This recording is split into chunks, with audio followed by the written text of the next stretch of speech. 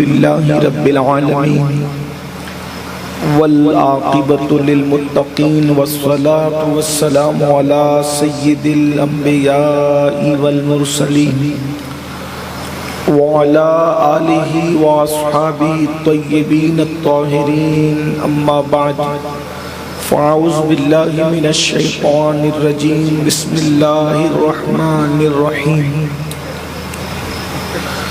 يا أيها الذين آمنوا اتقوا الله حق تقاته ولا تموتن إلا وأنتم مسلمون صدق الله العظيم غوث اعظم بمنے بے سرو ساما مدد قبلِ دین مدد کعبہ ایمان مدد انتظار کرم تست من عینی را اے خدا جو خدا بینو خدا دا مدد بگردہ بے بلا افتادہ کشتی ضعیفانو شکستہ رات پشتی بحق کے خواجہ عثمان ہارون مدد کن مدد کن مدد کن یا معین الدین چشتی منبر پر جلوگر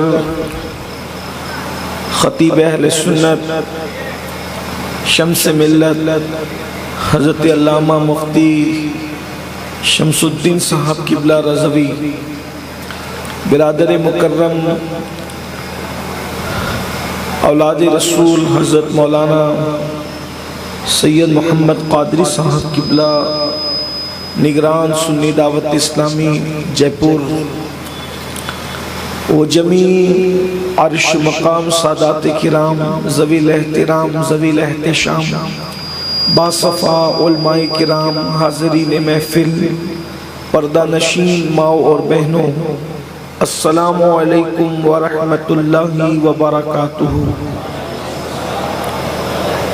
انتہائی احترام و عقیدت کے ساتھ اپنے اور ساری کائنات کے مرکز عقیدت انیس بے کساں چارہ ساز درد منداں ہم غریبوں کے غم گسار ہم فقیروں کی ثروت شہر یار ارم تاجدار حرم نوبہار شفاعت شب اسرا کے دولہا نوشے بزم جنت دانائے سبل مولائے کل ختم الرسل خسرو خوباں سیاح لامکاں وجہ کن فکاں در اللہ المکنون سر اللہ المخزون عالم ما کانا وما یکون آب و گل انبیاء جانو دل اسفیاء مطلع ہر سعادت مقطع ہر سیادت خلاصہ کائنات فخر موجودات حضور احمد مجتبی محمد مصطفیٰ ارواحنا فدا صلی اللہ تعالی علیہ وآلہ وصحبہ وبارک وسلم کی بارگاہ بے کس پناہ میں جس طریقے سے پڑھاؤں بلند آواز سے میرے ساتھ مل کر پڑھیں الصلاۃ والسلام علیک یا رسول اللہ۔ آپ کی بہت بڑی تعداد ہے، اگر آپ سب مل کر درود و سلام پڑھیں تو ایک ساتھ ہزاروں درود و سلام بارگاہ رسالت میں اس محفل سے پیش کیے جا سکتے ہیں۔ مل کے پڑھیں الصلاۃ والسلام علیک یا رسول اللہ وعلا آلک واصحابک یا نبی اللہ الصلاۃ والسلام علیک یا حبیب اللہ وعلا آلک واصحابک یا نور اللہ صلی اللہ تعالی علیہ وسلم۔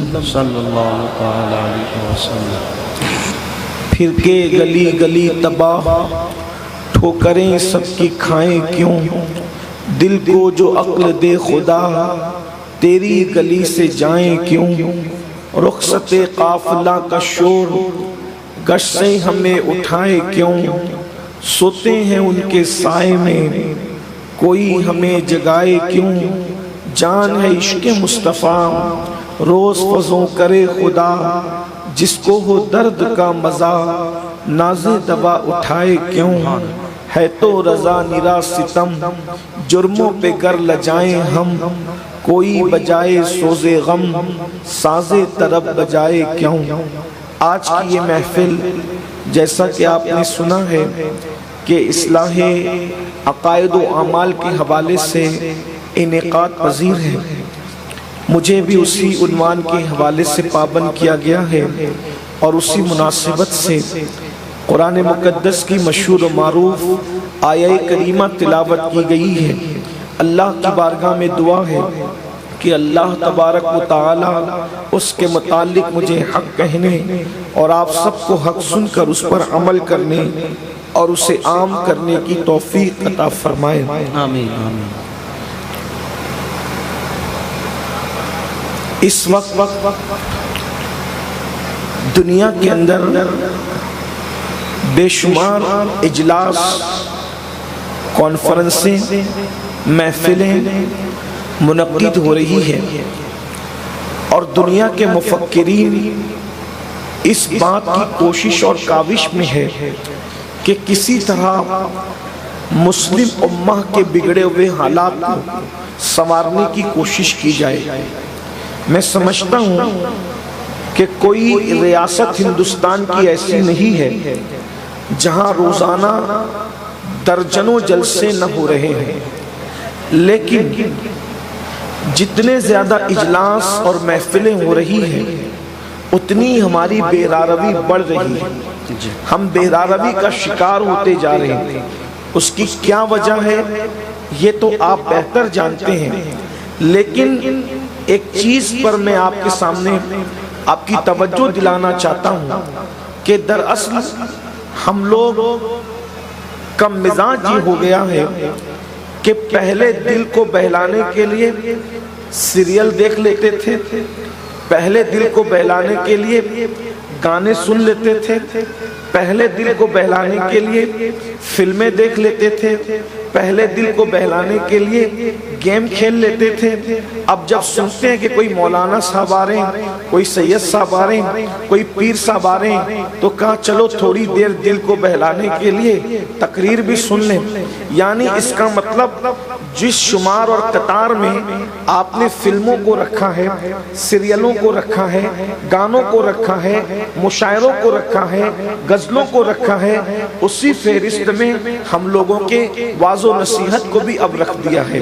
تھوڑی دیر کے لیے دل بہل جاتا ہے اور اس کے بعد ہم سب اپنے اپنے گھروں کو لوٹ جاتے ہیں۔ لیکن اگر ہم یہ سمجھتے ہیں کہ واعظ و نصیحت ہمیں بدلنے کے لیے ہے، ہمیں تبدیل کرنے کے لیے، مشاعرے میں اور خطابات میں فرق ہے، فلموں کے اندر اور ناصح کی نصیحت کے اندر فرق ہے، اور بہت بڑا فرق ہے، تو اندازہ فرمائیں اگر ہم اس نیت سے سنیں گے، اس کی وجہ یہ ہے کہ ناصح کوئی ایکٹر نہیں ہوتا، ناصح کوئی اداکار نہیں ہوتا۔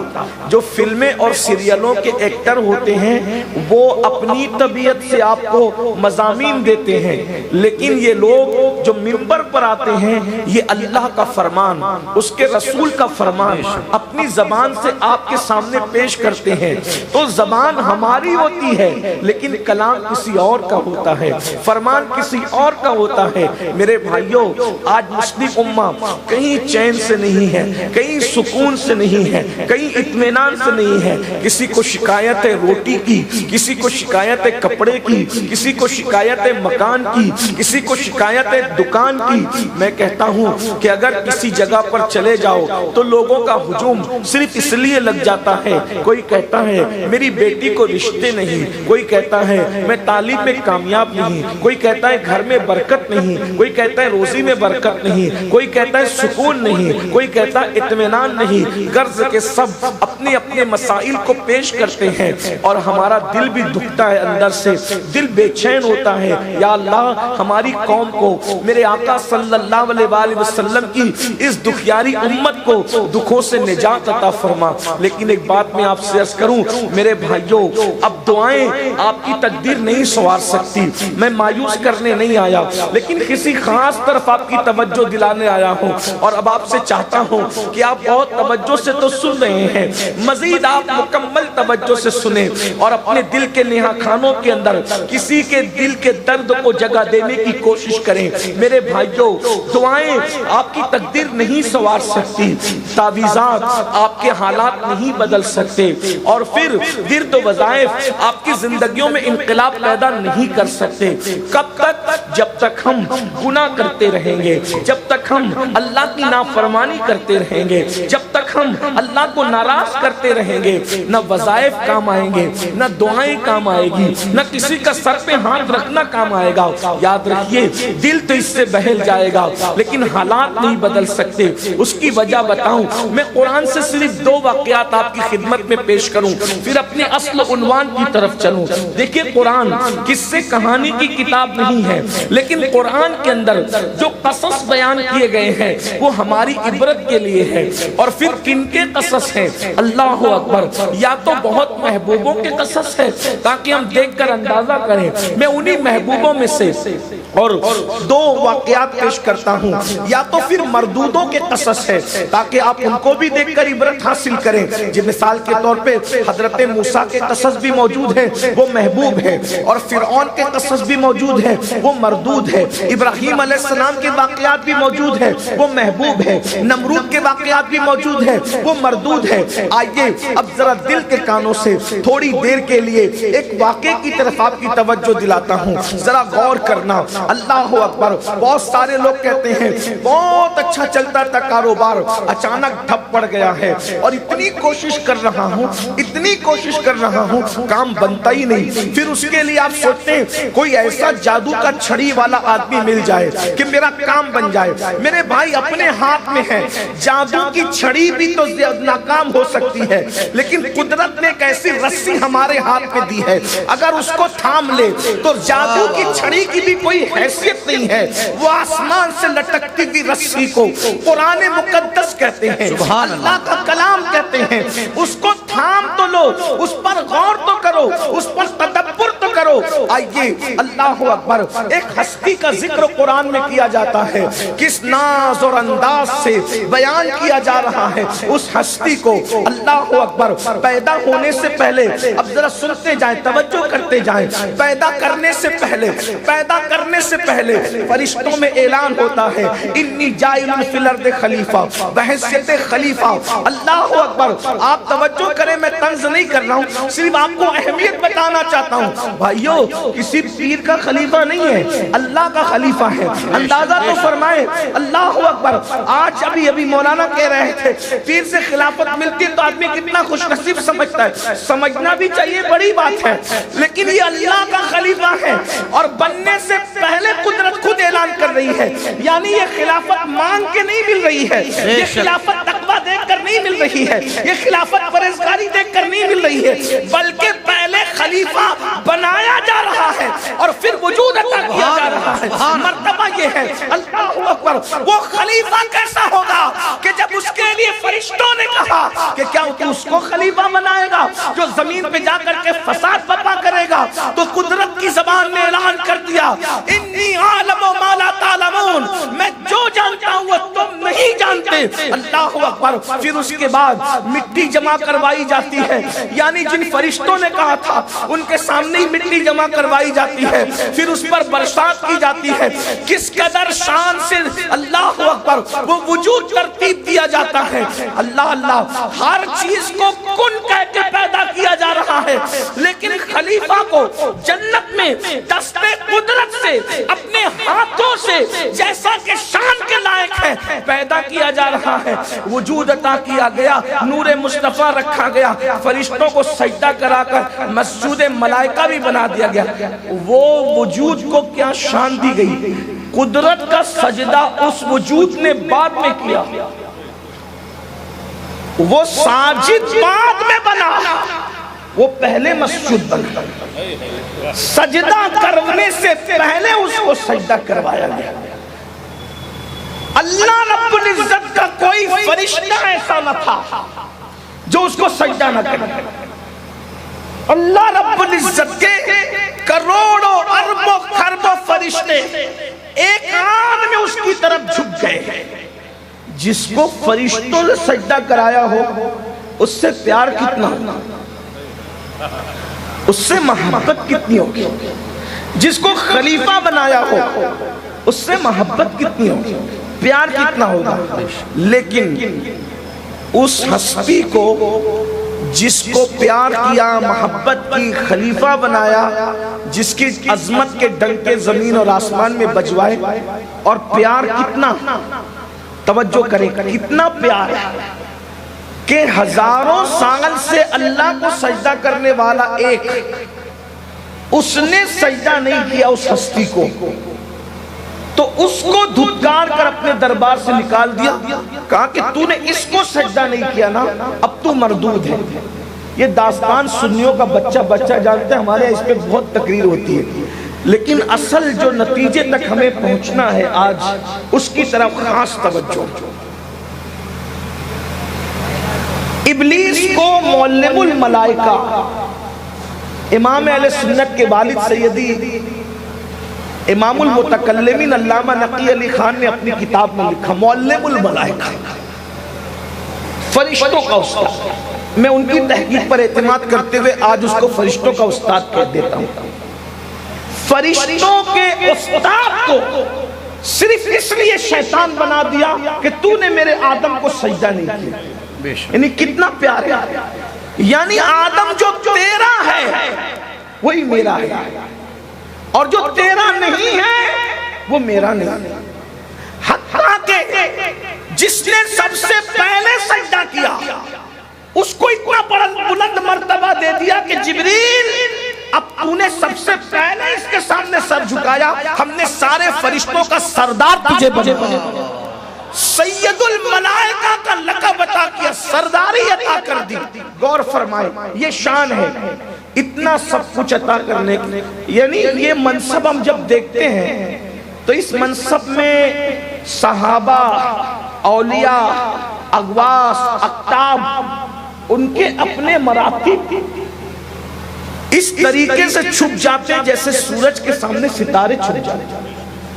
بھائی کوئی غوث اس مرتبے کے سامنے کچھ نظر آتا ہے, کوئی قطب اور ابدال اس مرتبے کے سامنے کچھ نظر آتا ہے, ایسے ہی نظر نہیں آتا جیسے چاند سورج نکلتا ہے تو اس کے سامنے ستارے نظر نہیں آتے. یہی ہے نا, اتنا سب کچھ کروا کر کے اب میرے اور آپ کی عبرت کے لیے پہلے دن سامان کیا کیا کہ اللہ نے کہہ دیا کہ یہ ایک درخت ہے, اس کے قریب مت جا, اور اس کو کہا یہ شجر ممنوع ہے, اس کے قریب مت جا.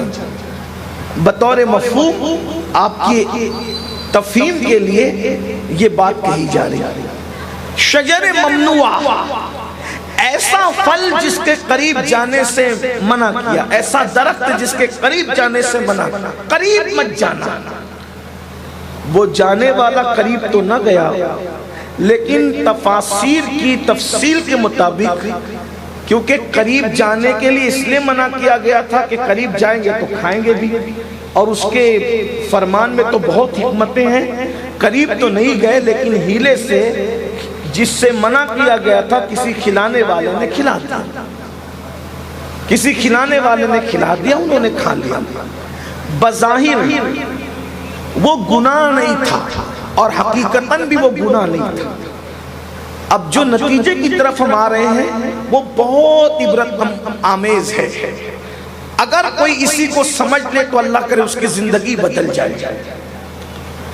اپنی بیوی کے ساتھ جنت میں مزے سے رہ رہے تھے, کسی چیز کی ممانعت نہیں تھی سوائے ایک کے, نہروں میں غسل کرنا ہے کیجئے, کپڑے پہننا ہے پہنے, کھانا ہے کھائے, جو کرنا ہے کیجئے, صرف اس کے قریب مت جانا. اور حضرت آدم علیہ السلام نے اسی شجر ممنوع کا پھل کھا لیا. وہ پھل کیا تھا؟ اب ہماری قوم اس کی تحقیق میں جاتی ہے, وہ سوچتے ہی نہیں کہ آخر یہ ہے کیا, وہ تھا کیا, اسی کے چکر میں الجھے ہوئے. لیکن کیوں روکا گیا تھا, اور اس کے بعد جو ہوا اس میں ہمارے لیے کیا ہے, ہم اس کی طرف نہیں جاتے. ہم نے ہمیشہ الجھنا ہی ہے, یہ قوم الجھتی رہتی ہے. وہ پھل تھا وہی جو بھی تھا, اب تک اس پر ہم بحث کر رہے ہیں اور اسی پہ اب تک مطمئن نہیں کہ وہ تھا کیا, جو بھی تھا, لیکن وہ شجر ممنوع تھا, منع کیا ہوا تھا, اس کے قریب مت جانا, اور کھا لیا. اتنا بڑا محبوب کہ اپنے نبی کا نور جس کی پیشانی میں رکھا جاتا ہے، واہ واہ واہ واہ، سبحان اللہ، محبوب کا نور جس کی پیشانی میں رکھتا ہے، فرشتوں کو سجدے کا حکم دیا جاتا ہے، جنت میں بنایا جاتا ہے، سر پہ تاج خلافت رکھا جاتا ہے، جو تیرا وہی میرا یہ اعلان کیا جاتا ہے۔ لیکن بس ایک ہی بات تھی، ہم نے کہا تھا نہ جانا، جب نہ جانا تو نہ کھانا، لیکن آپ نے تو کھا لیا۔ اب کھا لیا تو اس کی شان ربوبیت میں کیا فرق ہے؟ اگر وہ شجر اتنا سب کچھ کھلا رہا تھا، اگر ایک شجر ممنوع کھایا تو شان ربوبیت میں فرق کیا ہے؟ ہمارا رب تو ہے وہی کہ اگر سب بھی باغی ہو جائیں تو اس کی شان ربوبیت میں فرق آتا نہیں۔ بے شک، سب فرما بردار ہو جائیں تو بھی فرق نہیں آتا، سب غدار ہو جائیں تو بھی فرق نہیں آتا، کیونکہ رب اتنا بڑا ہے کہ اب اس کے اوپر کوئی بڑائی نہیں ہے اور اس کے اوپر کچھ ہے بھی نہیں، وہاں اوپر کا کوئی تصور ہی نہیں ہے۔ ساری حدیں جہاں ختم ہے، لا ضد لہو ولا مد لہو ولا مثل لہو ولا مثال لہو ولا جواب، نہ کوئی مثل ہے نہ مثال ہے، واللہ اسے نہ ڈبایا جا سکتا ہے نہ اسے گرایا جا سکتا ہے۔ وہ واحد ہے جو نظر نہیں آتا لیکن وہ ڈبا بھی دیتا ہے، وہ گرا بھی دیتا ہے۔ اگر وہ چاہے تو کنکر کو ڈبا دیتا ہے، اور اگر وہ چاہے تو ہزاروں ٹن کے جو وہ کشتی کو اور جہاز کو گراتا نظر آتا ہے اور بتاتا ہے میری قدرت دیکھو، کنکر کو ڈباتا ہوں جو چھٹاک بھر کا بھی نہیں ہے، اور جہازوں کو تراتا ہوں جس کا ہزاروں کلو وزن ہے۔ یہ کون کرتا ہے؟ وہ رب محمد ہے جسے وحدہ لا شریک۔ سبحان اللہ، نعرہ تکبیر، نعرہ تکبیر، نعرہ تکبیر، نعرہ رسالت، عظمت و شان خداوندی۔ وہاں تغیر اور تبدیلی نہیں ہے، نہ وہ دودھ پیتا ہے، وہ دودھ پیتا نہیں ہے، وہ دودھ پلاتا ہے۔ سبحان اللہ، سبحان اللہ، اور دودھ نکالتا کہاں سے ہے؟ جب سائنس کے دماغ میں وہم بھی نہ گزرا تھا کہ دودھ آتا کہاں سے ہے، تب میرا اللہ قرآن میں بیان کر رہا ہے کہ خون اور گوبر کے بیچ میں دودھ رکھتے ہیں، لیکن نہ اس میں خون کا رنگ آتا ہے نہ گوبر کی بدبو آتی ہے۔ جو دودھ کو اس حفاظت کے ساتھ رکھے، دو بظاہر دو ناپسندیدہ چیزوں کے درمیان، بظاہر دو ناپسندیدہ چیزوں کے درمیان کوئی جھلی نہیں، کوئی رکاوٹ نہیں، صرف اس کا حکم رکاوٹ ہے۔ خون کو حکم ہے دودھ میں ملنا مت، اور دودھ کو حکم ہے خون میں ملنا مت، لیکن حکم خدا کا پابند خون بھی ہے اور دودھ بھی۔ بے شک، یہ میرے اللہ کی شان، اس کی شان تو سمجھو۔ پوری زندگی لا الہ الا اللہ پڑھتے رہے، جب تک یہ قوم اللہ کی معرفت حاصل نہیں کرے گی اسی طرح ٹامک ٹوئیاں کرتے رہے، کیونکہ اللہ اللہ کرنے سے اللہ ملتا نہیں۔ جب تک خدا کی معرفت، کیا پتہ ہے اللہ کے بارے میں آپ کو اور ہم کو؟ کیا پتہ ہے؟ کیا پتہ ہے؟ جب توحید سکھائی جاتی ہے تو لوگوں کو برا لگتا ہے۔ بھائیو، ہماری توحید اتنی کمزور ہو گئی ہے کہ ہمارا یہ نظریہ کچھ لوگوں کا ہماری قوم میں بن گیا ہے، اگر پیر کو پکاریں گے تو مدد ہوگی اور اللہ کو پکاریں گے تو پتہ نہیں مدد ہوگی بھی کہ نہیں ہوگی۔ یہ صورتحال سے ہم گزر رہے ہیں۔ یہ مفتی صاحب قبلہ ابھی جو رونا رو رہے تھے، یہ بہت ہے کہ مسلمان رب بھی سب ہو گئے۔ میرے بھائیوں، ہمارا تو عقیدہ یہ ہے کہ کتنا ہی بڑا پیر ہو، یہ ہماری اہل سنت سے بڑھ کر کسی کے یہاں درس توحید نہیں۔ اگر کسی کو توحید بیان کرنی بری لگتی ہے تو وہ اپنے لیے کوئی اور مسلک تلاش کر لے، اہل سنت کے یہاں اس کی کوئی گنجائش نہیں۔ اور یاد رکھنا، اس سے باطل گمراہ مکاتب فکر جو ابھی تک مکتب ہی میں طفل کی حیثیت سے موجود ہے، وہ ناجائز فائدہ اٹھا رہے۔ بھائیو، یہی تو رونا ہے ہم نے توحید بیان کرنا چھوڑ دیا تو وہابیہ نے توحید پہ قبضہ کر لیا. ہم نے صحابہ بیان کرنا چھوڑ دیا تو دیابنا نے صحابہ پہ قبضہ کر لیا. اور ہم نے اہل بیت بیان کرنا چھوڑ دیا تو روافض نے اہل بیت پہ قبضہ کر لیا. نہ توحید ان کی تھی، نہ صحابہ ان کے تھے، نہ اہل بیت ان کے تھے. ارے سب تو ہمارا ہے، اس لیے کہ ہم نبی کے. سبحان اللہ سبحان اللہ سبحان اللہ. ہم نے کیا صحابہ کا ذکر چھوڑا، دیابنا گھسائے وہاں. ہم نے کیا ذکر اہل بیت چھوڑا، روافض گھسائے وہاں. ہم نے کیا توحید چھوڑ دیا بیان کرنا، وہابیہ گھسائے وہاں. میں پھر کہتا ہوں غیر ضروری لوگوں کا ذکر چھوڑ کر ان ضروری عنوان پہ محنت کرو. آج بھی وہی رنگ آئے گا جو آج سے صدیوں پہلے. سبحان اللہ سبحان اللہ. واہ واہ بہت عمدہ. اگر رنگ جمانا ہے تو اسی پہ محنت کرو جس پہ اکابرین نے، شاہ ولی اللہ نے جو رنگ جمایا تھا، شاہ عبدالعزیز نے جو رنگ جمایا تھا، مجدد الفسانی نے جو رنگ جمایا تھا، صابر کلیر نے جو رنگ جمایا تھا، غوث العظم دستگیر نے جو رنگ جمایا تھا، معین الدین خواجہ اجمیر نے جو رنگ جمایا تھا، داتا علی حجویری نے جو رنگ جمایا تھا. اور 14ویں صدی میں بے مثال مجدد میرے امام احمد رضا نے جو رنگ جمایا. سبحان اللہ سبحان اللہ. مسلک اعلیٰ حضرت، مسلک اعلیٰ حضرت. وہاں نہ ابا کا ذکر ہے، نہ دادا کا ذکر ہے، نہ اماں کا. وہاں ذکر ہے تو خدا کا ذکر ہے، رسول اللہ کا ذکر ہے، صحابہ کا ذکر ہے، اہل البیت کا ذکر ہے، اور اہل الذکر کا ذکر ہے. سبحان اللہ سبحان. حالانکہ چھوٹے موٹے نہیں تھے کوئی باپ، یہاں تو سب باپ دادا کو ہی لے کے بیٹھے. یہاں تو سب اپنے اپنے پیروں کو لے کے بیٹھے. بھائیوں، اپنا پیر صرف اپنے لیے ہے، پوری دنیا کے لیے نہیں ہے.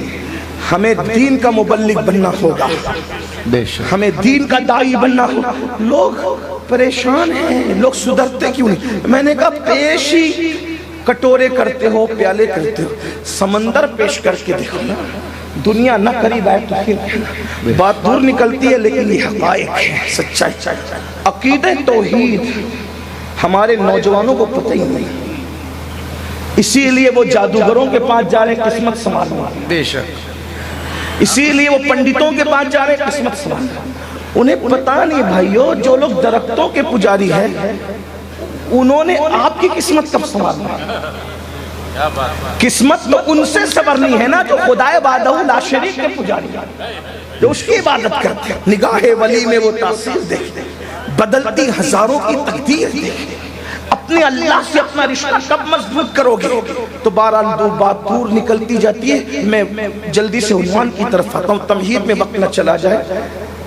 اس خلیفہ کہلانے والے اور بن جانے والے معصوم نے، پہلی بات تو معصوم ہم اس کو کہتے ہیں اپنے عقیدے میں، معصوم شرعی، جس سے گناہ سرزد ہی نہیں ہو سکتا.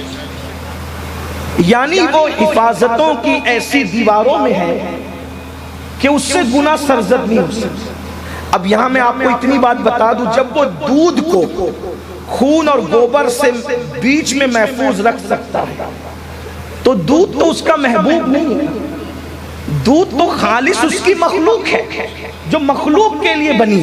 ذرا توجہ کرو، یہاں پر انبیاء کی عصمت کو بھی لوگ سمجھ جائیں. بہت آسان لب و لہجہ. دودھ اللہ کا محبوب نہیں ہے، مخلوق ہے اور مخلوق کی خاطر ہے. تو جس مخلوق کو مخلوق کی خاطر بنایا، اس دودھ کو خون اور گوبر سے ایسا محفوظ رکھتا ہے. تو جن انبیاء کو اپنی خاطر بنایا، سبحان اللہ، پھر ان کو ناپسندیدہ اعمال سے اس نے کیسے محفوظ رکھا. ارے جو صدف کو سمندر کی تہہ میں پانی کے قطروں سے محفوظ رکھتا ہے، جب صدف کو اتنا محفوظ رکھتا ہے تو جن انبیاء کو اپنا محبوب بنایا ان کو کتنا محفوظ رکھتا. یہ ان کی شان ہے کہ ان سے بلکہ میں تو اہل سنت کا نظریہ یہ بیان کرتا ہوں کہ نبیوں کے قریب سے کبھی گناہ گزر کر بھی نہیں جاتا. بے شک. تصور گناہ بھی وہاں قریب سے گزر کر نہیں جاتا. یہ انبیاء کی شان ہے. ہم ادب والے یہ کہتے ہیں. اب بات سمجھ میں اگر آ گئی ہے تو آگے چلیں. اگر کوئی کچھ کرے تو اس کی شان ربوبیت میں کوئی فرق نہیں، لیکن وہ رحمان اور رحیم ہے، پھر وہ غیور بھی. اور غیور ایسا ہے، ایسا غیور کہ جب غیرت کرنے، جب محبت کرنے پر آئے تو محبتوں کی کوئی حد نہیں، اور جب اظہار غیرت کے لیے آئے تو پھر اب شان کیا ہوتی۔ جب شجر ممنوعہ کا پھل کھا لیا تو اللہ جو رحمان ہے، رحیم ہے، ستار ہے، غفار ہے، اس نے یہ نہیں کہا کہ چلو چلو آدم ایک بار ایسا ہو گیا آئندہ نہیں کرنا۔ اس پہ آپ کی توجہ، آدم معصوم ہے، حضرت آدم سے کوئی گناہ نہیں ہوا، عوام کے خیال میں جسے خطا کہتے ہیں وہ کوئی خطا نہیں ہوئی، ہم اس کو نام دیتے لغزش پیغمبرانہ کا صدور ہوا، بس اس کو اتنا ہی کہہ سکتے ہیں، اس سے زیادہ کچھ نہیں۔ اور اس لغزش پیغمبرانہ میں بھی کروڑوں حکمتیں تھیں، توجہ ہے آپ کی۔ پھر کیا ہوا؟ اس شجر ممنوعہ کا پھل کھانے کے بعد مہلت نہیں دی گئی، صرف ایک لغزش پیغمبرانہ پر، ایک لغزش پیغمبرانہ پر یہ کہہ دیا گیا آپ کو جنت سے نکلنا ہوگا، نکلیے آپ جنت سے، یہ نہیں آئندہ نہیں کرنا، مہلت دیتے آئندہ نہیں کرنا، مہلت دیتے آئندہ نہیں، خلیفہ بنایا، مسجود ملائکہ بنایا، محبوبیت کا اعلان کیا، چنا، صفی بنایا، لیکن جب ایک لغزش پیغمبرانہ ہوئی تو ان پر جلال کا اظہار نہیں ہوا، ان پر عتاب نہیں ہوا۔ ہم تو ادب سے یہ کہتے ہیں نہ عتاب تھا نہ جلال تھا، بعد میں پیدا ہونے والے ہر آدمی کے لیے عبرت کا سامان تھا۔ آدم کے ساتھ یہ کرتا ہوں تو آدمی کے ساتھ کیا کروں گا، توجہ کرنا، مہلت نہیں دی، جنت سے نکل جاؤ، اور ایسے نہیں نکلو، آگے اس پہ خاص توجہ میرے جوانوں، دل تھام کر سنو۔ میں قرآن کے حوالے سے تفسیر کیا ابن عباس سے لے کر صاحب نعیمی تک جن جن لوگوں نے لکھا اس کا مفہوم پیش کر، سینکڑوں تفاسیر کا خلاصہ ہے یہ کہ جس وقت کہا جنت سے نکل جاؤ، کتنا بڑا محبوب، کتنا مقبول، کتنا پیارا کہ معلم الملائکہ کو اس کے لیے مردود کر کے نکال دیا، لیکن جب جنت سے نکالا تو ہماری عبرت کے لیے یہ بھی کہا ایسے نہ جائیں گے، آپ کے کپڑے بھی اتار لیے جائیں گے۔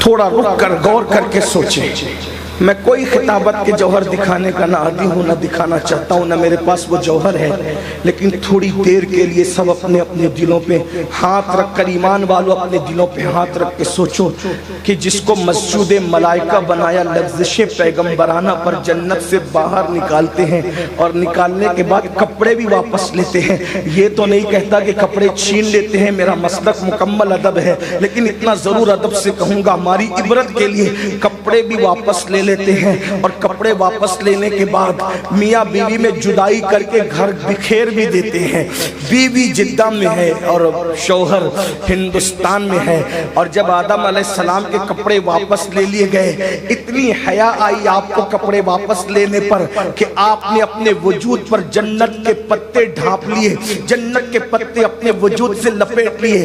اب میں آپ سے پوچھنا چاہتا ہوں میرے بھائیوں، بتاؤ وہ لغزش پیغمبرانہ نہ گناہ تھی، نہ خطا تھی، نہ بغاوت تھی، نہ نافرمانی تھی، صرف لغزش پیغمبرانہ تھی، شان معصومیت کے ساتھ ایک لغزش پیغمبرانہ تھی جس میں کروڑوں حکمتیں تھی۔ کپڑے تک واپس لیے گئے، جنت سے تک نکال دیا گیا، اور اپنے الفاظ میں گھر کو بکھیر دیا گیا، جنت میں جس کا گھر بسایا تھا میاں بیوی کو جدا کر دیا۔ آپ بتاؤ اگر یہ کام معصوم کرتا ہے تو اس کے ساتھ یہ سلوک کرتے ہیں، اور زمین پہ آنے کے بعد ان کو احساس ہوتا ہے تو 200 سال تک کے مناتے اللہ مجھے معاف کر دے، مجھے معاف کر دے، مجھے معاف کر دے۔ بھائیوں قبولیت کا اعلان کرنا تو دور کی بات، 200 سال تک کوئی جواب بھی نہیں دیا جاتا، اتنا روتے ہیں کہ روتے روتے آنسوؤں کی، اللہ اکبر، آنسوؤں کی جھیلیں بن جاتی ہے، اتنا روتے ہیں کہ جہاں روتے ہیں رونے سے آنسوؤں کی وجہ سے زمین پہ کیچڑ بن جاتا ہے۔ آپ مجھے بتائیں یہ کیفیت تھی. حضرت سیدنا آدم نے اپنا وجود نہیں دیکھا, ان 200 سال میں اتنا بے چین ہوئے, اتنا بے قرار ہوئے. ہمیں کیا پیغام ملا؟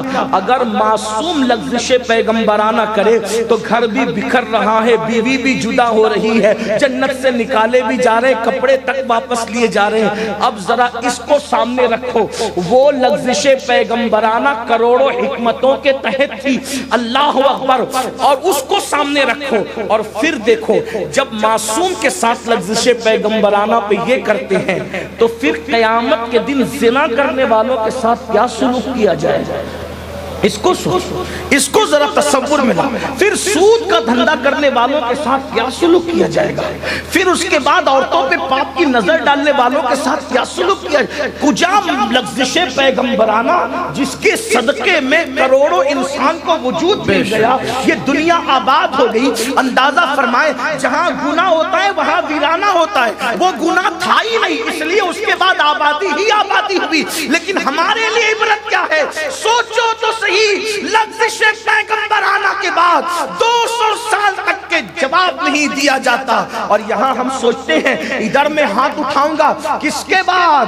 عورتوں کے ساتھ بدکاری کرنے کے بعد ہاتھ اٹھاؤں گا. اللہ میری بیٹی کو رشتہ دے دے اور میرے گھر رشتوں کی قطار لگ جائے گی. ذرا غور تو کرو, میں آپ کو مایوس کرنے نہیں آیا, لیکن اپنے حالات تو دیکھیے. حرام لقمہ کھاتے رہیں گے, ادھر پکاریں گے یا اللہ, اور ادھر جو ہے ہماری مراد پوری ہو جائے گی. اللہ اکبر. آج جو گھر بکھر رہے ہیں, کیا آپ نے پہلے دن نہیں دیکھا لغزش پیغمبرانہ پر میاں بیوی میں اتنی دوری پیدا کر دی, ایک دوسرے کو ڈھونڈتے رہ گئے. اللہ اکبر. آج ہمارے یہاں نرم نرم گدوں پہ لیٹ کر کے ہم زنا کی فلمیں دیکھیں گے, پھر میاں بیوی میں محبتیں قائم رہے گی. اللہ اکبر. ارے پہلے کے لوگ جاہل تھے, تم جن کو جاہل ہونے کا تانا دیتے ہو وہ صحیح کرتے تھے, غلط کرتے تھے. یہ فیصلہ علماء کریں گے, مفتیان کرام کریں گے. میں صحیح غلط کے طور پہ نہیں کہہ رہا ہوں, صرف اتنا کہہ رہا ہوں یہ راجستھان کے لوگ جو بوڑھے ہیں, ہمارے علاقے کے بھی بوڑھے لوگ, اگر کسی کے آنگن میں جا کر گھر میں آدمی صرف ایڑی رگڑ دے تو بوڑھی عورتیں کہتی تھی بھائی ایڑی نہیں رگڑنا یہاں ورنہ ہماری روزی سے برکت اٹھ جائے گی. ایڑی رگڑنے پر یہ تھا. ارے بھائی گھر کی جھاڑو لے جا کر آنگن نہیں جھاڑنا, حالانکہ میں اس کی تائید نہیں کر رہا ہوں, صرف ان کی حساسیت بیان کر رہا ہوں. گھر کی جھاڑو باہر نہیں دینا آنگن میں, آنگن کی جھاڑو گھر میں لا کر مت دینا ورنہ گھر کی برکت اٹھ جائے گی. حالانکہ یہ چیز صحیح نہیں تھی, مگر ان کو احساس کتنا تھا, ایری رگڑیں گے نہ رگڑنے تو ورنہ نحوست آ جائے گی. گھر کی جھاڑو آنگن میں جائے گی, آنگن کی جھاڑو گھر میں آئے گی, نحوست آ جائے گی. آپ سے پوچھنا چاہتا ہوں آپ کتنے بے غیرت ہو گئے, وہ ایڑی رگڑنے نہیں دیتے تھے, برکت چلی جائے گی, اور آپ نرم نرم گدوں پہ لیٹ کر زنا کی فلمیں دیکھ رہے ہیں. کیسے گھر میں برکت آئے گی, روزی میں برکت کیسے ہوگی؟ گھر کی جھاڑو باہر نہیں لگنا چاہیے. اللہ اکبر. ورنہ برکت چلی جائے گی. تو گھر کی بہو بیوٹی پارلر میں جا رہی ہے تو کون سی برکت آ جائے گی؟ اندازہ. وہ گھر کی جھاڑو کو باہر نہیں جانے دینا چاہتے تھے, اور یہاں گھر کی بیٹی آرکیسٹرا میں جا رہی ہے, گھر کی بیٹی فلم میں جا رہی ہے, گھر کی بیٹی گارڈن میں جا رہی ہے. میں ان کے اس نظریے کی تائید نہیں کرتا, لیکن وہ جس کو غلط سمجھتے تھے کس شان کے ساتھ غلط سمجھتے, حالانکہ غلط کو غلط طور پر وہ غلط سمجھتے تھے. کاش کہ اس وقت تو ان کو کوئی دین سکھا دیتا تو واللہ کبھی زنا نشہ گناہ پروموٹ ہو ہی نہیں سکتا تھا. میرے آقا علیہ الصلوۃ والتسلیم کے پیارے دیوانوں, یہ ایک بات. اور دوسری بات, اور پھر گفتگو اینڈ کی طرف, ایک نبی اللہ کے پیغمبر ہیں بڑے عظیم, جن کو دنیا سیدنا یونس علیہ السلام کے نام سے جانتے ہیں. یونس علیہ السلام ہم سب جانتے ہیں کہ مچھلی کے پیٹ میں ڈال دیے گئے. میں واقعہ نہیں بیان کروں گا, صرف اشارہ دوں گا تاکہ ہم سمجھیں ہم کہاں ہیں. یونس علیہ السلام مچھلی کے پیٹ میں گئے کیسے؟ بس اتنی بات تھی, اتنی سی بات. کیا قوم بگڑ گئی تھی, اللہ نے کہا ان کو سدھار دو. ان کو سدھارنے کے لیے گئے, قوم نے نہیں مانا, اللہ نے کہا کہہ دو عذاب آئے گا. ادھر عذاب آئے گا کہہ دیا, عذاب نظر بھی آنے لگا. اللہ کی اجازت سے پہلے, توجہ, اللہ کی اجازت سے پہلے یونس علیہ السلام اللہ کی اجازت کے بغیر قوم کو غصے سے چھوڑ دیتے, بیوی بچوں کو لے کر نکل جائے. دریا کے کنارے پہنچے، بیوی بچے مس ہو گئے، اور یہ خود جب کشتی میں بیٹھے اور کشتی بیچ دریا میں پہنچی تو چکر آنے لگے، کشتی ہچکولے کھانے لگی، بھنور میں آ گئی۔ ملا نے کہا، جو کشتی چلانے والا تھا، اس نے کہا میری کشتی یوں ہی نہیں ڈولتی۔ کہا کیسے ڈولتی ہے؟ تو کہا کوئی بھاگا ہوا غلام اپنے مالک کی اجازت کے بغیر بھاگتا ہے تو اس کشتی کو چکر آتے ہیں، تو پھر اس کا علاج کیا ہے؟ کہا اس کا علاج یہ ہے کہ اس کو دریا میں پھینک دینا پڑتا ہے ورنہ پوری کشتی ڈوب سکتی ہے۔ تو کون ہے تم میں بھاگا ہوا غلام؟ تو حضرت یونس علیہ السلام نے روتے ہوئے کہا میں ہوں بھاگا ہوا غلام، اپنے مالک کی اجازت کے بغیر جا رہا تھا۔ اللہ، انہوں نے اپنے جملوں میں کہا ہم تو نہیں کہہ سکتے ادب کی وجہ سے، تو لوگوں نے کہا آپ کا چہرہ نورانی، اتنے نورانی چہرے والے آپ بزرگ، آپ غلام نہیں لگتے، نہ بھاگے ہوئے لگتے ہیں۔ ہم ایک کام کرتے ہیں، قرآن ڈالتے ہیں کہ واقعی اس میں بھاگا ہوا غلام کون ہے۔ پہلی بار قرآن ڈالا، پوری کشتی کے نام ڈالے، نام نکالا تو یونس علیہ السلام کا نام تھا۔ پھر ان کو یقین نہیں آیا اتنا نورانی چہرے والا بزرگ بھاگا ہوا غلام نہیں ہو سکتا۔ دوبارہ قرآن ڈالا تو یونس علیہ السلام کا نام آیا، تیسری قرآن ڈالا تو یونس علیہ السلام کا نام آیا۔ آخر دنیا نے دیکھا، تاریخ کی اوراق گواہ ہے، قرآن بھی کہتا ہے کہ حضرت یونس علیہ السلام کو کشتی سے نکال کے دریا میں ڈال دیا گیا، اور یونس علیہ السلام کو مچھلی نے نگل لیا۔ جب مچھلی نے نگل لیا تو یونس علیہ السلام تین اندھیروں کے درمیان آ گئے، ایک تو رات کا اندھیرا، ایک تو دریا کا اندھیرا، اور ایک تو مچھلی کے پیٹ کا اندھیرا۔ صرف اللہ کی اجازت کے بغیر اللہ کا پیغمبر بستی چھوڑ کر کے جا رہا تھا، اولاد بھی گئی، بیوی بھی گئی، اور خود بھی مچھلی کے پیٹ میں آ گئے۔ 40 دن تک یونس علیہ السلام ورد کرتے رہے اس اندھیرے میں، لا الہ الا انت سبحانک انی کنت من الظالمین۔ آپ سے پوچھنا چاہتا ہوں، اس کا ترجمہ بے عینہ لفظ ہی تو ہم نہیں کرتے، لیکن اللہ رب العزت کی وہ توحید بیان کرتے ہیں، اے اللہ تیرے سوا کوئی معبود نہیں، تو پاک ہے، اور میں نے جو چاہا اپنی مراد کو میں نہ پہنچا، یا میں نے جو نہیں کرنا تھا وہ کر لیا۔ لیکن اگر ہم اس کو عام انسان کے لیے ترجمہ کریں گے، اپنے لیے، تو ہم یہ کہیں گے کہ اللہ میں نے اپنے آپ پہ ظلم کیا اور میں ظالموں میں سے ہوں، ہم اپنے لیے کہیں گے۔ لیکن نبی کے لیے بطور ادب یہ کہیں گے کہ میں نے جو چاہا وہ مراد کو میں نہ پہنچا۔ اندازہ فرمائے 40 دن تک کہتے رہے یونس علیہ السلام، بالآخر 40 دن کے بعد یونس علیہ السلام کو مچھلی کے پیٹ سے نجات ملی، اور جب نکلے ہیں تو چمڑی اتنی نازک ہو گئی تھی کہ دھوپ اور ہوا بھی برداشت کرنے کے قابل نہ تھی۔ اب آپ سے پوچھنا چاہتا ہوں، اللہ کا پیغمبر معصوم اگر اللہ کی اجازت کے بغیر صرف بستی چھوڑ کر نکل جائے تو ان کو یہ مصیبت آتی ہے کہ ان کو مچھلی کے پیٹ میں جانا پڑتا ہے۔ اب میرے بھائیوں، اب اپنے مسائل کو سامنے رکھو ان دو واقعات کے روشنی میں، اور پھر دیکھو ہماری مشکلیں کیوں ہیں، ہماری پریشانیاں کیوں ہیں، ہماری تکالیف کیوں ہیں، ہماری روزی میں برکت کیوں نہیں ہے، ہماری بیٹیوں کو رشتے کیوں نہیں ہیں، ہم بے چین کیوں ہیں، ہم بے قرار کیوں ہیں، ہمیں بڑی بڑی بیماریاں کیوں ہیں۔ بھائیوں، وہاں لغزش پیغمبرانہ پر ایسی مصیبتیں آتی ہیں، اور یہاں ہم تو پاپ پہ پاپ کیے جا رہے ہیں، جرائم پہ جرائم کیے جا رہے ہیں۔ بھائیوں، وہ کون سا گناہ ہے جو ہماری زندگیوں میں موجود نہیں، بلکہ ہم تو گناہ کو گناہ بھی نہیں سمجھتے، ہم تو پاپ۔ اور وہاں یونس علیہ السلام لغزش پیغمبرانہ کے بعد کہہ رہے ہیں انی کنت من الظالمین۔ لغزش گناہ کے بعد نہیں، لغزش پیغمبرانہ کے بعد کہہ رہے ہیں انی کنت من الظالمین۔ وہاں آدم علیہ السلام لغزش پیغمبرانہ کے بعد کہہ رہے ہیں ربنا ظلمنا انفسنا وان لم تغفر لنا وترحمنا لنکونن من الخاسرین۔ ربنا ظلمنا ظلمنا ظلمنا، اور وہاں کہا جا رہا ہے انی کنت من الظالمین۔ لغزش پیغمبرانہ کے بعد، اور یہاں پوری رات زنا کی فلم دیکھ رہا ہے، اور صبح کو جب نکل رہا ہے سفید لباس پہن کے، میں مخیر قوم و ملت۔ غور تو معصوموں کی شان کیا، وہ اپنے آپ کے لئے کریں انی کنت من الظالمین ربنا ظلمنا انفسنا۔ اور ہم لوگ سود کے دھندے کر کے بھی جب تک ہمارے نام کے ساتھ کوئی حاجی نہ لگائے ہمارے کلیجے کو ٹھنڈک نہیں پہنچتا۔ وہ معصوم ہو کر بھی اپنے لیے ظلمنا انفسنا کہہ رہے ہیں، اور ہم پاپی ہو کر بھی اپنے آپ کو جنتی سے کم سمجھنے کے لیے تیار ہی نہیں ہے۔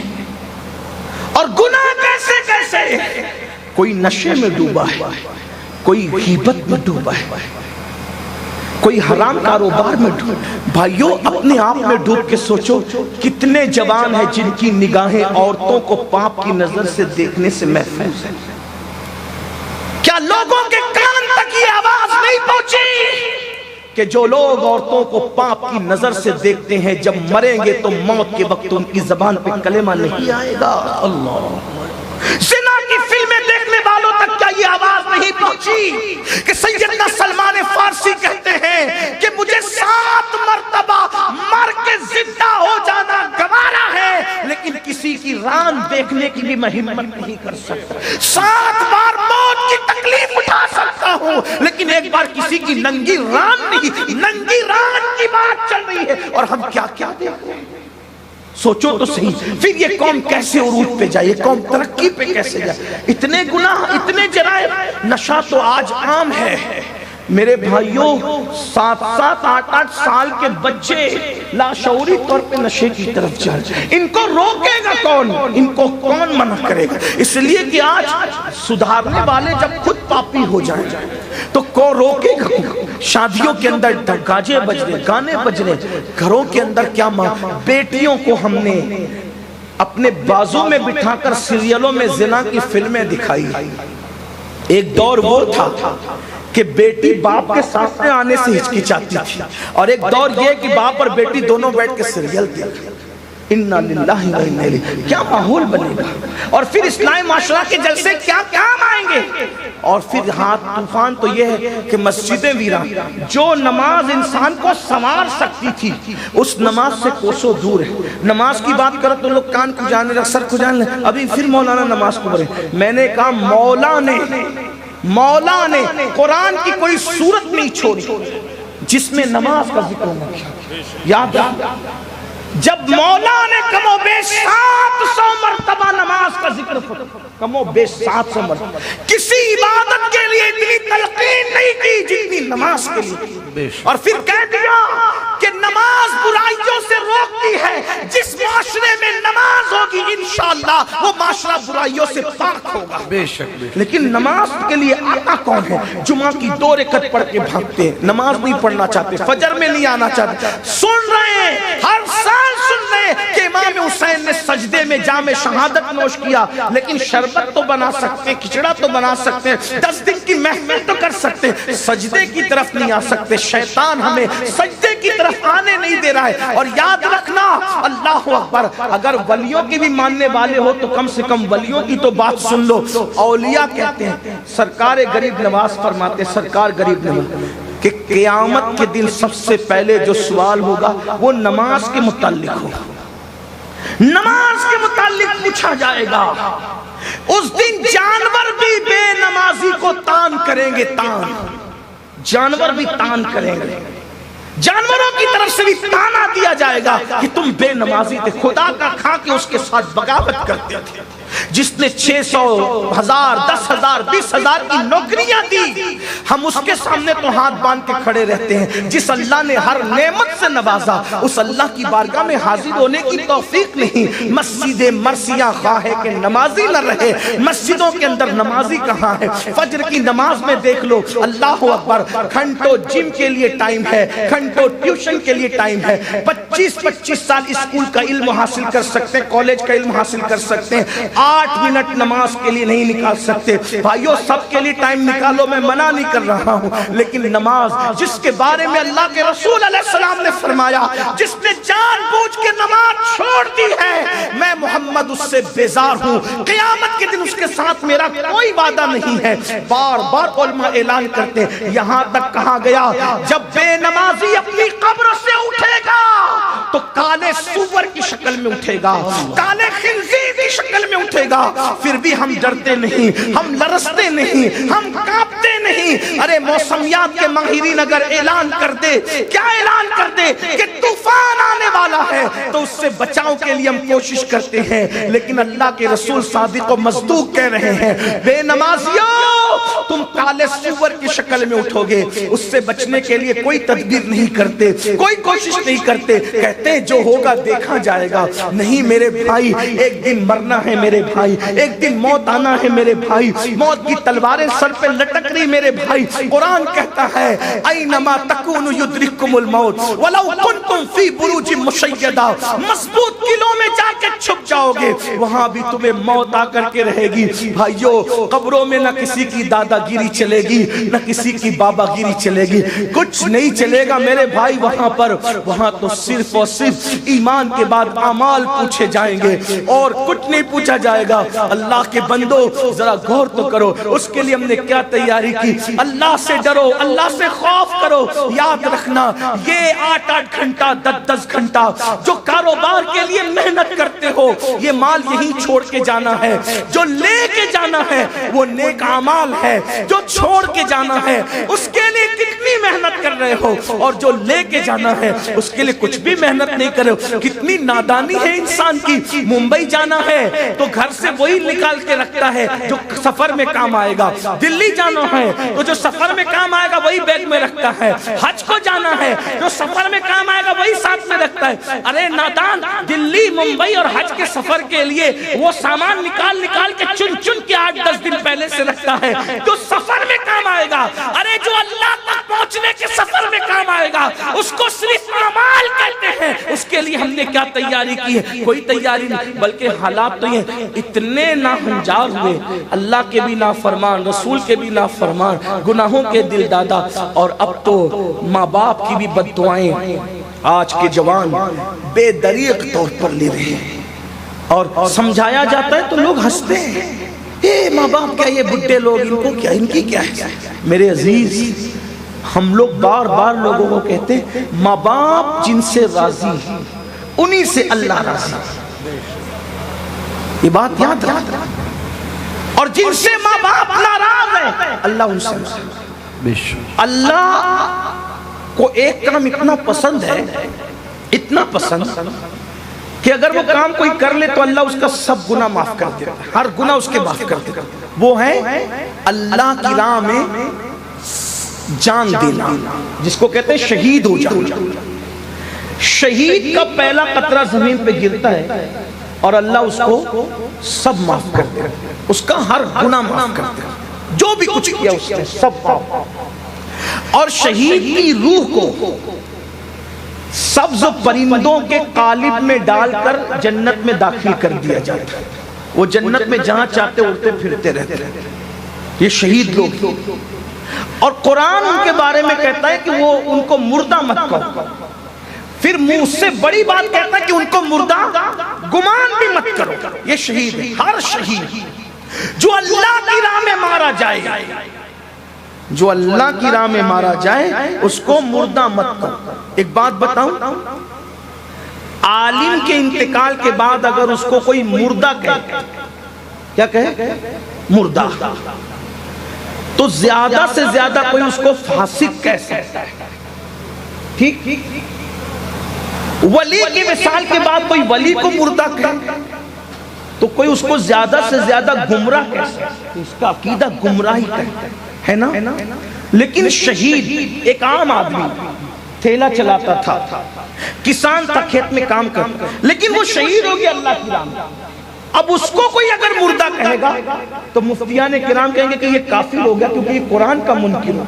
وہ کسان تھا بھائیو، بلکہ بڑھ کے اس کو وضو غسل بھی نہیں آتا تھا، لیکن صرف اللہ کی راہ میں شہید ہو گیا مسلمان ہونے کی بنیاد پہ، تو قرآن کہہ رہے اس کو مردہ مت کہو، وہ زندہ ہے، اس کو مردہ گمان بھی مت کرو، وہ زندہ ہے، اس کا عمل نہیں دیکھا جا رہا ہے، بلکہ شہید ہونے نے اس کو اتنا بلند مرتبہ عطا کر دیا۔ بات سمجھ میں آئی میری آپ کی؟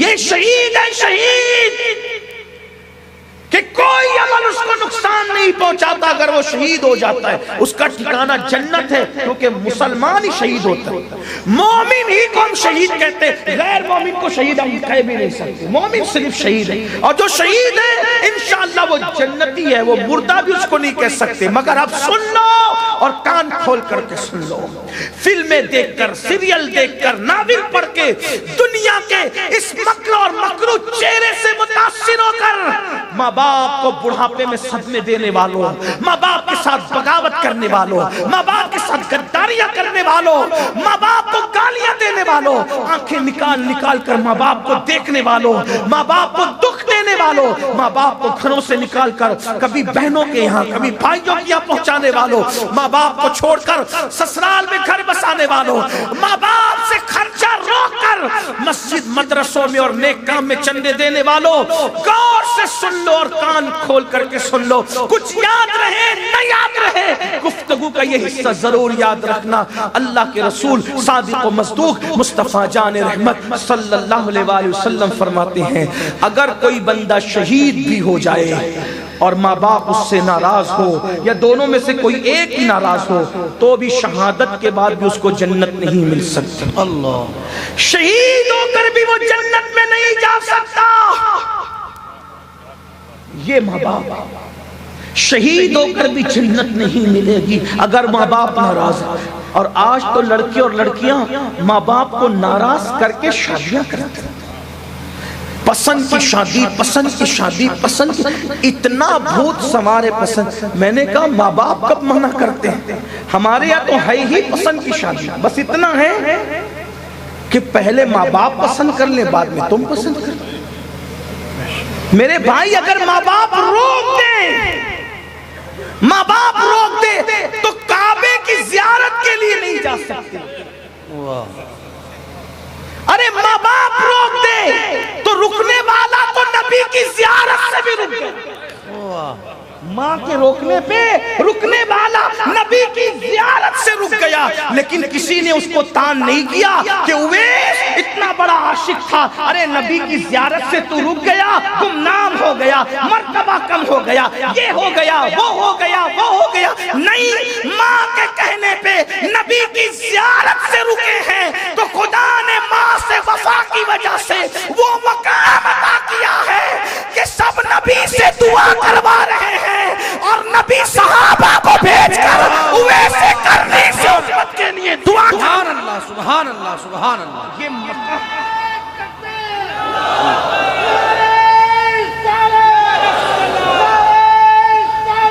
یا رسول اللہ۔ لیکن میرے عزیز، میرے بھائی، ہم تو یہ چیزیں صرف دل بہلانے کے لیے سنتے ہیں، اس سے ہمیں عظمت پتہ نہیں چلی۔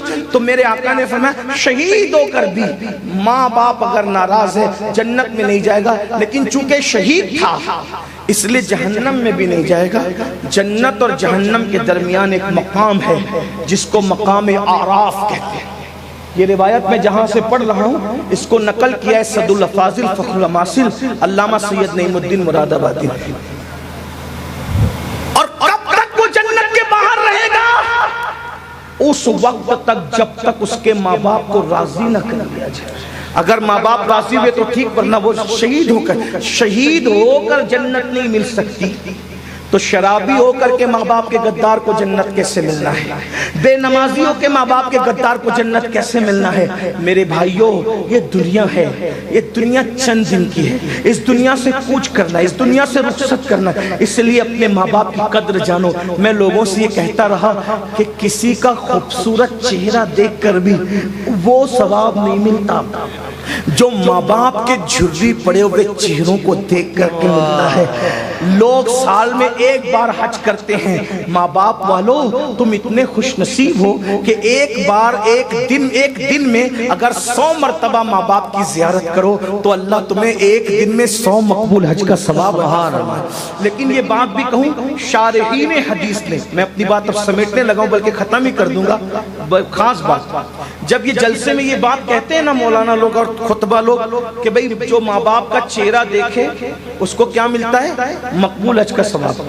لیکن پھر اس میں سب سمجھتے ہیں کہ میں تو ماں باپ کو خرچہ نہیں دوں گا دوا کھانے کا، گالیاں بھی دوں گا، مسجد کے زینے پہ بٹھا کے بھیک بھی منگواؤں گا، اور گھر جا کے جلسے کے بعد ماں کو دیکھوں گا مسکرا کے منافقانہ انداز میں جیسے ایئر ہوسٹس مسکراتے ہیں اس طرح مجھے مقبول حج کا ثواب مل جائے گا۔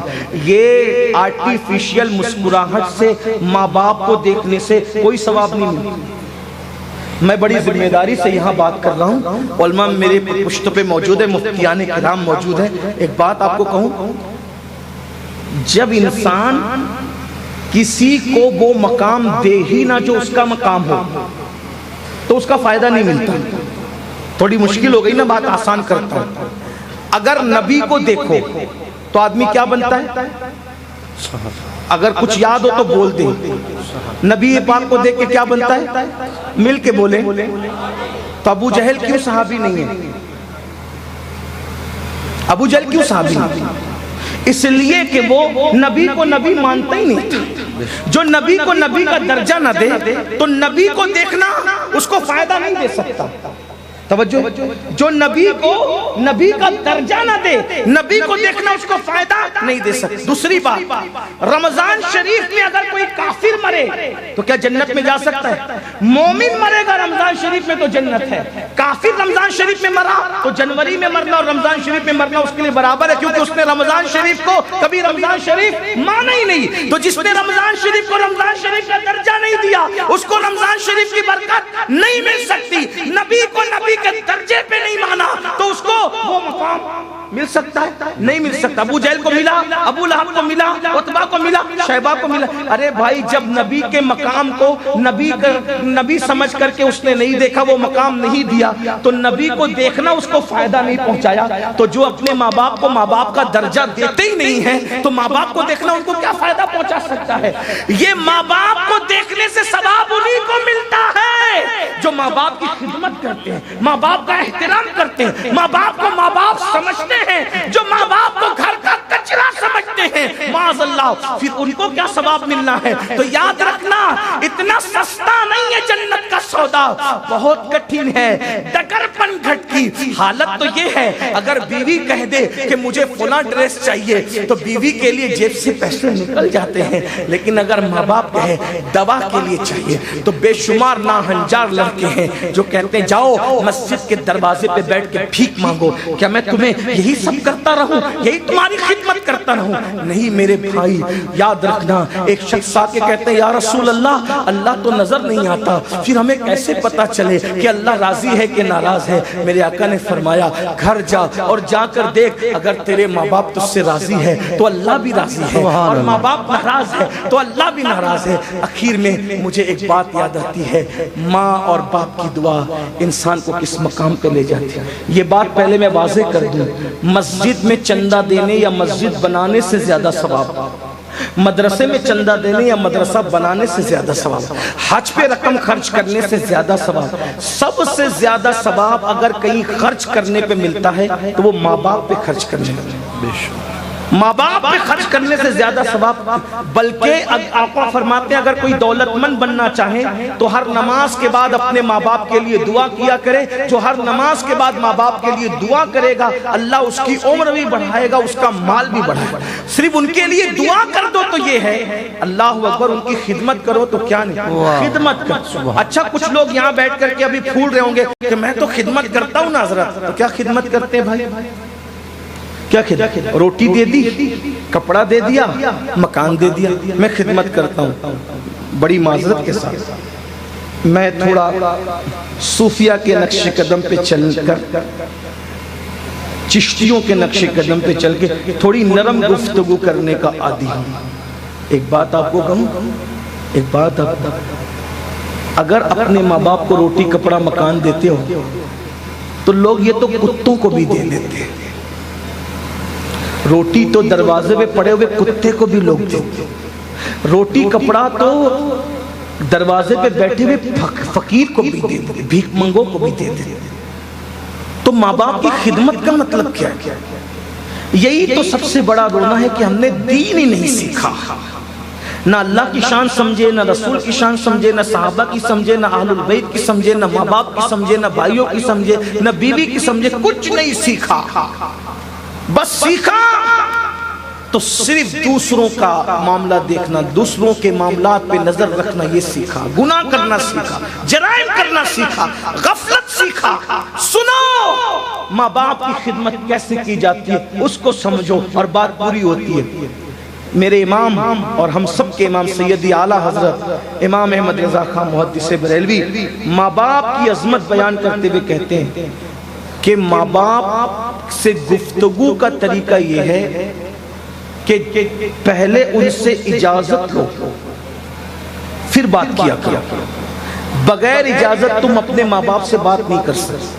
اب ہاتھ مت اٹھانا، کسی کو رسوا کرنا مقصود نہیں ہے۔ کتنے لوگ ہیں جو اس طور پہ ماں باپ سے بات کرتے ہیں کہ پہلے اجازت لیں پھر بات کریں؟ کوئی نہیں۔ کچھ تو ایسے ہوں گے کہ جن کو معلوم بھی نہیں ہوگی، کیونکہ ہم نے مسلک اعلیٰ حضرت کا مطلب صرف ایک نقطہ سمجھا کہ اعلیٰ حضرت نے گستاخ رسول کو کافر کا، بس یہی اعلیٰ حضرت ہے۔ اعلیٰ حضرت نے بالکل کہا، لیکن اعلیٰ حضرت نے اور بھی چیزیں دکھائی جو ہمیں پتہ ہی نہیں، کیونکہ مسلک اعلیٰ صرف 1 پوائنٹ 2 پوائنٹ 3 پوائنٹ کا نام نہیں۔ انہوں نے جو باتیں پیش کی سب سراخوں پہ، لیکن انہوں نے یہ بھی بتایا کہ ماں باپ سے بات کرنے سے پہلے اجازت لو۔ یہ جتنے نعرہ لگاتے کون ہے اس میں بتاؤ جس پہ عمل کرتا؟ اس کا مطلب ہمیں پورا مسلک اعلیٰ حضرت بھی نہیں پتا ہے۔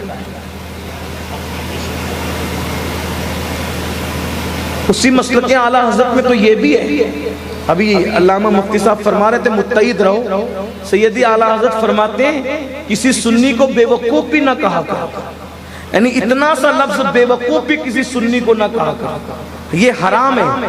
اور کسی نے کہا حرام وہ کیسے ہو سکتا ہے، بے وقوف تو کوئی بھی کسی کو کہہ دیتا ہے، لیکن تو کہا کہ جب تم سنی کو بے وقوف کہتے ہو تو اس کا دل دکھتا ہے، اور جب اس کا دل دکھتا ہے تو میرے آقا نے ارشاد فرمایا من آذا مسلمن فقد آذانی، کہ جس نے کسی مسلمان کا دل دکھایا اس نے مجھ محمد کا دل دکھایا۔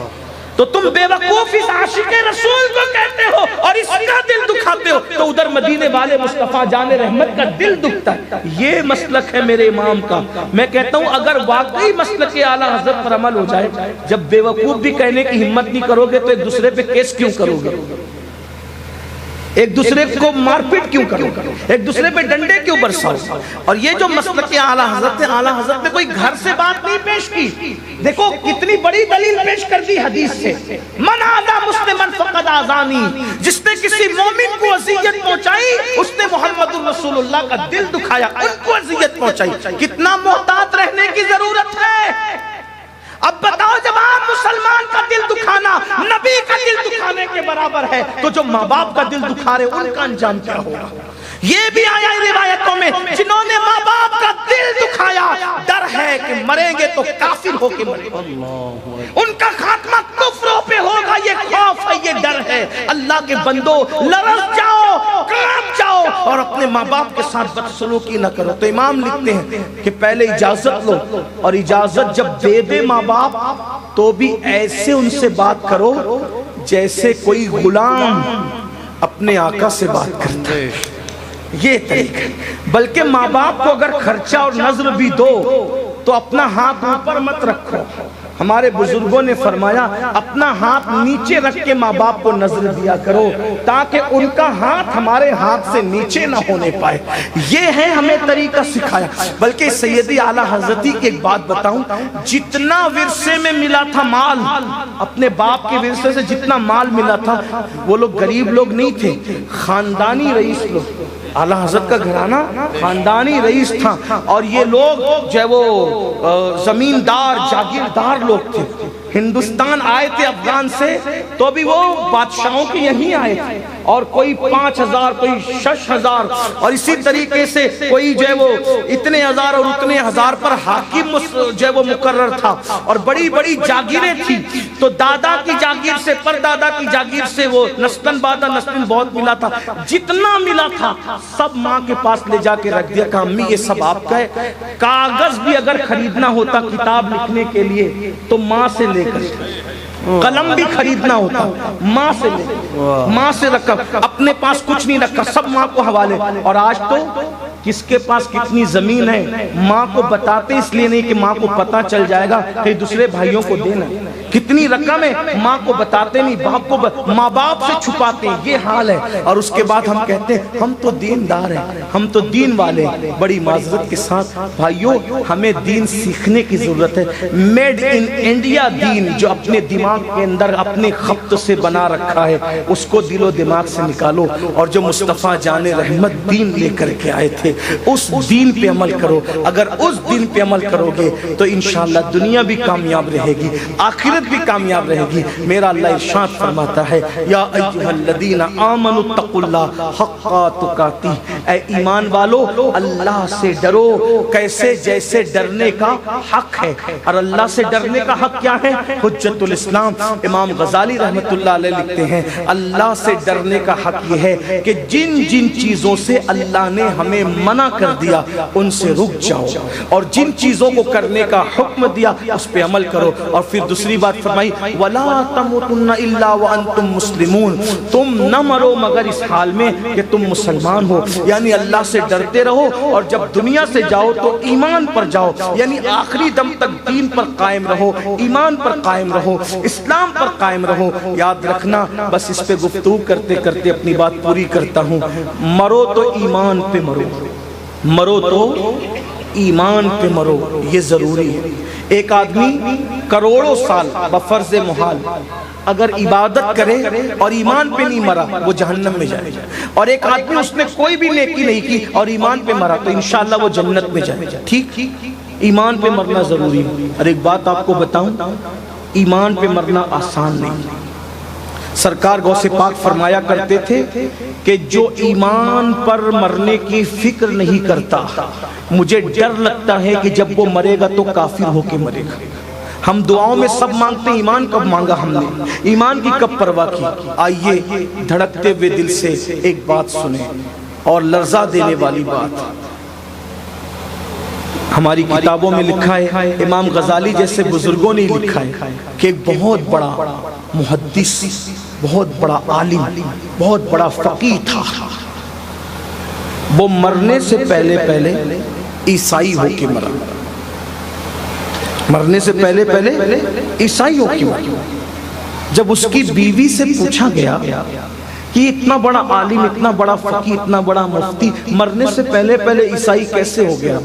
تو اس نے کہا میں بہت کچھ تو نہیں جانتی، نیک بھی تھے، نمازی تھے، متقی تھے، پرہیزگار تھے، کوئی عیب نہیں تھا، لیکن جب ان پہ غسل جنابت فرض ہوتا تھا، توجہ کرنا، جب ان پہ غسل جنابت سمجھتے نا سب لوگ، غسل جنابت فرض ہوتا تھا، یعنی وظیفہ زوجیت ادا کرنے کے بعد جب انسان پہ غسل فرض ہوتا ہے تو اس کو کیا کہتے ہیں؟ غسل جنابت کہتے ہیں۔ اس پہ جب غسل جنابت فرض ہوتا تھا تو وہ ایک جملہ ہمیشہ کہتا تھا کہ یار ہمارے اسلام میں تو غسل کرنا فرض کر دیا گیا، عیسائیوں کے یہاں کتنا اچھا ہے کہ ان کے یہاں جنابت کے بعد غسل نہیں ہے، یعنی ایسا نہیں کہ وہ غسل نہیں کرتا تھا، بہت توجہ سے اپنی آخرت کو قبر میں نگاہوں میں بسا کے اللہ کی بارگاہ میں حاضر ہونے کا تصور نگاہوں میں بسا کر کے ذرا سوچو، وہ غسل کرتا تھا، ایسا نہیں کہ غسل نہیں کرتا، غسل کرتا تھا، لیکن ایک جملہ کہتا تھا کہ ہمیں تو غسل کرنا پڑتا ہے، کتنا اچھا ہے کہ وہاں غسل نہیں ہے، عیسائیوں کے غسل نہیں ہے، یعنی عیسائیوں کے مذہب پر وہ عمل نہیں کرتا تھا، صرف عیسائیوں کے مذہب کو ایک معاملے میں پسند کرتا تھا، صرف پسند کرتا تھا، پسند کرتا تھا، عمل نہیں کرتا تھا، صرف پسند کرتا تھا کہ ان کے یہاں غسل نہیں ہے وہ کام اچھا ہے، وہ بھی پورے مذہب کو پسند نہیں کرتا تھا، مذہب کی ایک بات کو پسند کرتا تھا جو اسلام کے خلاف تھی۔ تو اتنا بڑا محدث، مفتی، فقیہ مرا تو کافر ہو کے مرا، صرف ایک بات پسند کر، عیسائیوں کی ایک بات پسند کرنے کی بنیاد پہ کافر ہو کے مرا۔ بھائیو، ہم عیسائی، یہودی اور مشرکوں کی باتوں کو پسند نہیں کرنے، عمل کر، وہ صرف پسند کر لے تو اتنا بڑا نمازی اور نیک ہو کے بھی کافر ہو کر کے مرے، اور ہم تو ان کی چیزوں پہ عمل، یہ داڑھی کٹوا کر جو گٹروں میں پھینک رہے ہو، کس مسلمان نے کیا؟ آج آپ مسلمانوں کو سب کہہ دیجئے، پھر داڑھی رکھنے کے لیے کہیے کوئی ٹس نہیں ہوتا الا ماشاء۔ حالانکہ الحمدللہ ہم لوگوں نے تو جس کو بھی کہا اس نے رکھا، لیکن ایک بات کہنے کی ہے، داڑھی رکھوں گا تو کیسے لگوں؟ کون مسلمان ہے مجھے بتاؤ کہ کس نے داڑھی کٹوائی ہو؟ آج سے 200 سال پہلے تک کے لائیے فہرست بنائیے، بلکہ سلطان صلاح الدین ایوبی سے ملنے کے لیے جب انگریز ان کے گھر آئے تو انہوں نے جب وہ بٹھایا تو صلاح الدین ایوبی کا بیٹا انگریزوں کو دیکھ کے ڈرنے لگے، تو انگریز نے تانا دیا کہ شیر کا بیٹا ایسا ڈرپوک صلاح الدین مستقبل تیرا تابناک نہیں ہے، تو بڑا بہادر تھا، تیرا بیٹا ایسے کیسے نکلا، یہ خون کا اثر نہیں آیا؟ صلاح الدین نے کہا اسی سے پوچھ لو ڈرا کیوں، اسی سے پوچھ لو ڈرا کیوں، ڈرنے کی وجہ کیا؟ تو بچے کو جب باپ نے کہا بیٹا تم تو بہادر باپ کے بیٹو، تم ان سے کیسے ڈر گئے؟ تو کہا ابا میں نے جو مرد دیکھا داڑھی والا دیکھا، آج اس لیے پہلی نظر میں ڈر گیا کہ یہ بے داڑھی کے مرد یہ مخلوق آئی کہیں۔ اور ایک بات یاد ہے، جہاں داڑھی والوں سے بچے ڈرتے ہیں، غور کرنا، داڑھی والوں سے بچے انہی کے گھر کے ڈرتے ہیں جس گھر میں داڑھی والے لوگ رہتے نہیں ہیں۔ ہمارے گھر کے بچے کبھی داڑھی والوں سے نہ ڈرے، یہ علماء کے گھر کے بچے۔ اور ایک بات، ہماری فکر کتنی گندی ہے، داڑھی کٹے کوٹ پینٹ والے سے کبھی بچوں کو نہیں کہیں گے یہ آ رہا ہے، یہ آ رہا ہے، یہ اس سے ڈرو، نہیں کہیں۔ ہم اپنے بچوں کو کس سے ڈراتے ہیں؟ او بابا آ جائے، یعنی ایک لوگ فلموں میں داڑھی والوں کو دہشت گرد بعد میں بتا رہے ہیں، ہم نے تو اپنے بچوں کو بچپنے سے بابا دکھا کر کے ڈرایا۔ اس کا مطلب جس کی داڑھی ہے وہ ڈراؤنا ہے، یہ ہم نے فکر بٹھائی۔ تو مجھے بتاؤ میرے بھائیوں، مشرکوں کے طریقے پہ چل رہے ہو، عیسائیوں کے طریقے پہ چل رہے ہو، نصارہ کے طریقے پہ چل رہے ہو، یہودیوں کے طریقے پہ چل رہے ہو، پھر ایمان پہ خاتمے کا کیا؟ اللہ رحم و کرم، داڑیاں کٹا رہے ہو، اس کے بعد پھٹی ہوئی پینڈے، یہ کس کا طریقہ ہے؟ ہمارے مذہب میں تو یہ نہیں، ہمارے مذہب میں تو ہے کہ اگر غریبی کی وجہ سے بھی اگر کپڑا پھٹ جائے تو اس کو پیون لگا، جسم دکھنا نہیں چاہیے، غریبی کی وجہ سے بھی جسم، جو مذہب غریبی میں بھی ننگا ہونے کی اجازت نہ دے، وہ مذہب فیشن کے طور پہ ننگا ہونے کی اجازت کیسے دے سکتے؟ اور آج ہم فیشن کے طور پہ یہ ران دکھ رہی ہے، علماء کے پاس آئیں گے تو رومال رکھ کے بیٹھیں گے، ہاتھ رکھ کے بیٹھیں گے، حضرت ڈانٹ نہ دے، ارے مولوی سے چھپا رہا ہے، کیا مولا سے بھی چھپا لے جائے گا؟ اپنے ہاتھوں پہ رکھ کر کے اپنے ہاتھوں کو رکھے، یہ ران دکھانا حرام ہے، اللہ کے رسول نے لعنت کی ہے۔ بغیر دوپٹے کی عورتیں گھوم رہی، اس کا مذہب ہے۔ سیدہ فاطمہ الزہرا کا تقویٰ تو یہ تھا کہ ان کے سر کے دوپٹے کو کبھی چاند و سورج نے نہیں دیکھا۔ سبحان اللہ، ہماری کیا فکر؟ تو اس لیے ہمیں دین کی طرف آنا ہوگا، ایمان پہ کھانا، وَلَا تَمُوتُنَّ إِلَّا وَأَنْتُمْ مُسْلِمُونَ، ایمان پہ مرنے کی فکر۔ اللہ پاک کی بارگاہ میں دعا ہے، اللہ پاک سب سے پہلے مجھے آپ سب کو عمل کی توفیق عطا فرمائے۔ گفتگو کے درمیان اگر کوئی غلطی ہوگی اللہ تعالیٰ معاف کرے۔ استغفر اللہ ربی ان ربی لغفور رحیم وما علینا الا البلاغ۔ السلام علیکم۔